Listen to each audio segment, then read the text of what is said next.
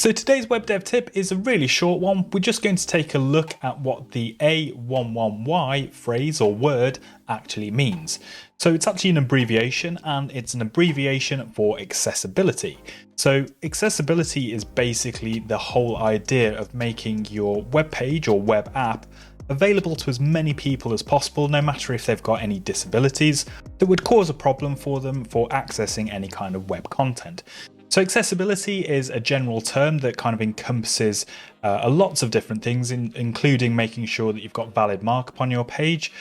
Things like contrast ratios for text and backgrounds are of a sufficient level so that people who might be visually impaired can still access your content. And making sure the markup that you've got on there is labeled correctly with things like ARIA roles, so that it's clear from the markup what the intent of each section of your pages are. So the purpose of today's web dev tip was really to kind of explain what the a11y or a11y phrase is actually representing, and just give you an idea of what is meant by accessibility.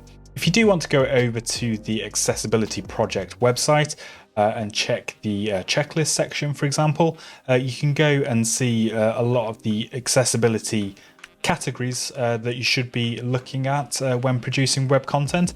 And there is a handy checklist here as well, where you can kind of go through and check that the content that you're producing is being made in an accessible manner.